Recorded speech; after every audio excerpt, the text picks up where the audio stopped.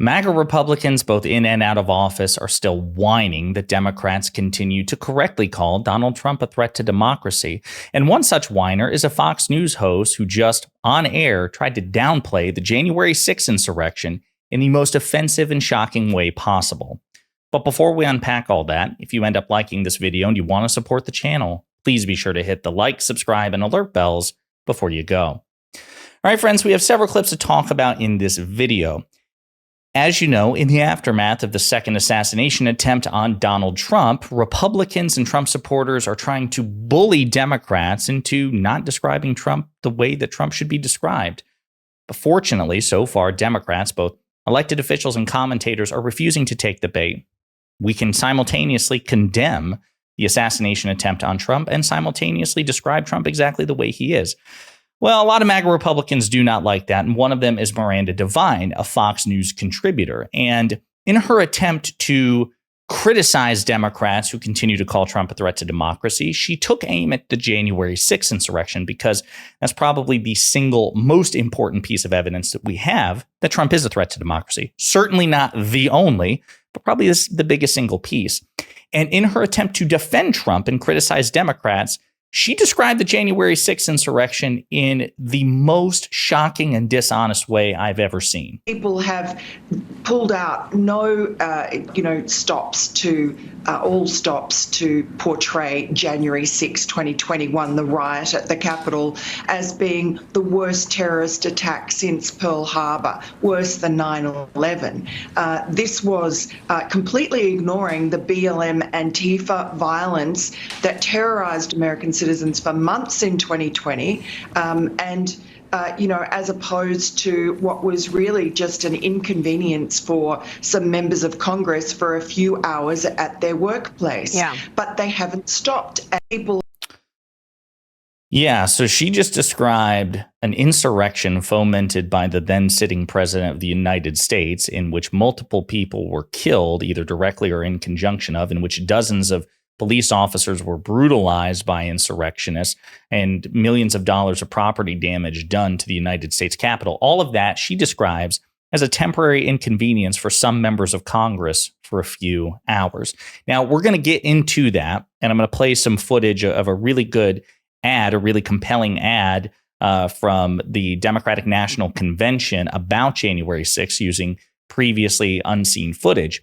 But let's first address the red herring, which is about the 2020 BLM George Floyd protests. So a couple of things. Number one, they weren't ignored. As a matter of fact, every elected Democrat condemned the violence, condemned the rioting, even if they were sympathetic with the outrage that definitely burst forth in the aftermath of the murder of George Floyd. So Democratic politicians were like, hey, I understand why you're upset. This was really disgusting. It was really despicable. Also, there are enormous systemic issues in this country pertaining to police's interaction and law enforcement's interaction with black people in this country and minorities in this country. But they simultaneously condemned the violence and the rioting. As a matter of fact, President Biden, then Vice President Biden, the leader of the Democratic Party and somebody running for office, was vociferous in his condemnation, number one. Number two, it wasn't elected Democratic leaders who fomented or encouraged or triggered the violence in the first place. That's another meaningful, critical distinction.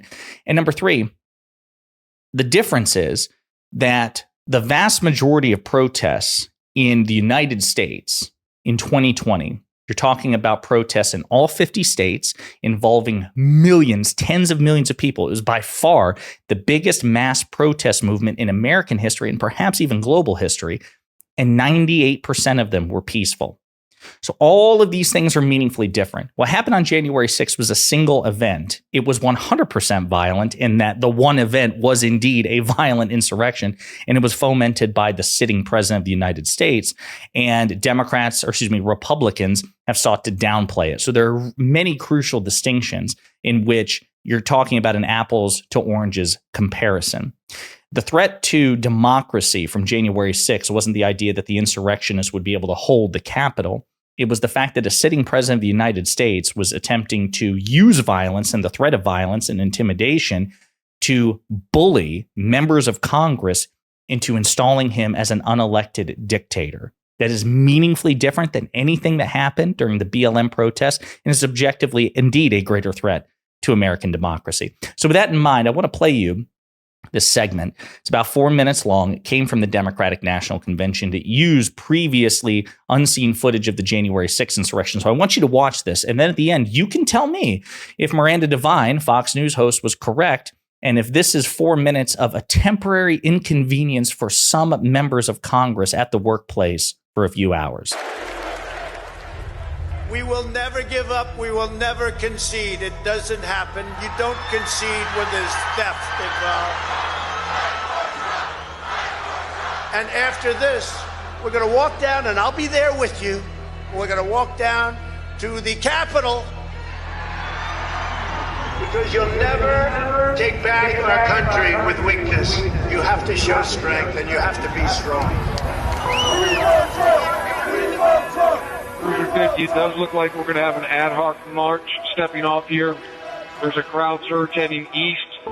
Mike Pence, I hope you're going to stand up for the good of our Constitution and for the good of our country. And if you're not, I'm going to be very disappointed in you. I will tell you right now.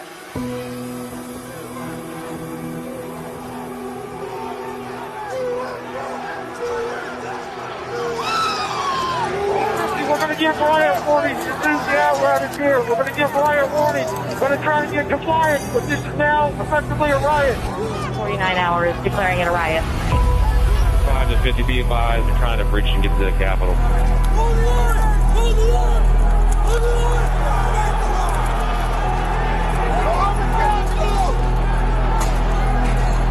We have a breach of the Capitol. Breach of the Capitol to the upper level. My kids didn't have the courage to do what should have been done to protect our country and our Constitution. Bring out Pence. Bring out Pence. Bring out Pence.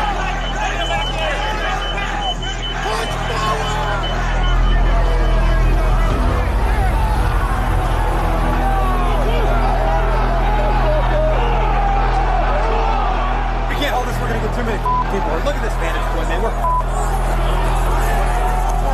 We're trying to hold the upper deck. We're trying to hold the upper deck down. We need an area for the House members. They're all walking over now through the tunnels. We need to move down. Copy. If we lose any more time, we may lose the ability to leave. So if we're going to leave, we need to do it now. We lost the line. We lost the line. All MPD, pull back. All MPD, pull back to the upper deck. ASAP. H208 with 4 members. The door's barricaded. There's people flooded the hallways outside. We have no way out. Officers still remaining on the House floor, so we can secure the members on the other side. Copy. Officers down! Get them up! Get them up! Get them up!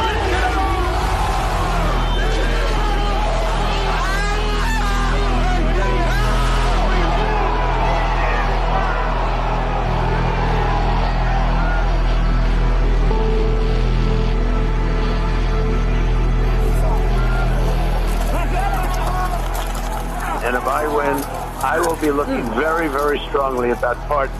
And I mean full pardons with an apology to many, an apology.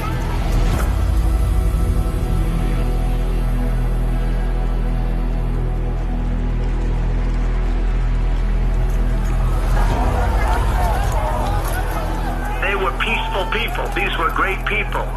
The crowd was unbelievable. And I mentioned the word love, the love in the air. I've never seen anything like it.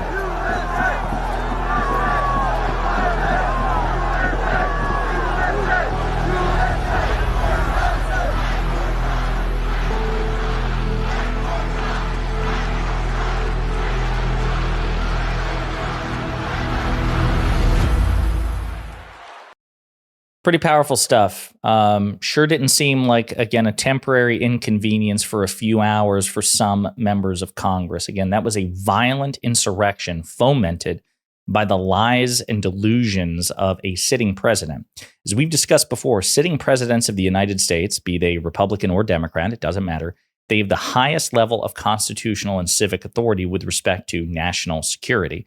So we used to believe in this country, or at least pay lip service to this idea that with great power comes great responsibility. And I have no doubt, had the shoe been on the other foot, Miranda Devine and other Fox News hosts like her would also be talking about that presidents have that sort of power and responsibility. Donald Trump was the sitting president, both as the cult leader of the riotous insurrectionist mob. He had the moral authority to snap his fingers and shut them down, which is what happened when he finally relented after more than 3 hours and went to social media and put out a video telling the protesters and the rioters to go home. And they did.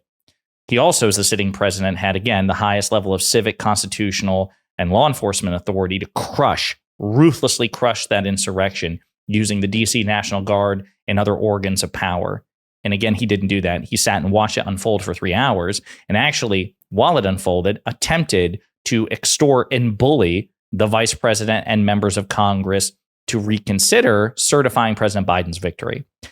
Objectively speaking, January 6th and the insurrection is an infinitely greater threat to American democracy than, yes, the totality of the 2020 George Floyd protests. They are not close. A sitting president abusing his power in that way, allowing an insurrection which he initiated, again, with his lies and delusions, which threatened the certification and the peaceful transfer of power. Yes, that's just objectively far worse. Miranda Devine wants you to reduce it to just sheer dollars.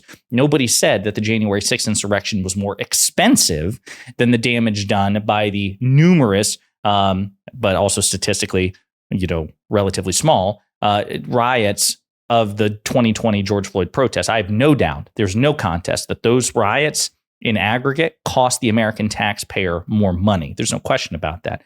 But that's not the only metric, and certainly not even an important metric in terms of how we evaluate threats to democracy. So there's no good argument for describing the January 6th insurrection the way she did. She's just upset that people correctly called Donald Trump what he is. That's not going to change. And I'm so proud of Democrats for not bending at all and not giving an inch on this issue. And if Miranda Devine has an issue with that, she should encourage Donald Trump to stop being a threat to democracy. And maybe we wouldn't call him that. In the meantime, let me know what you think in the comments.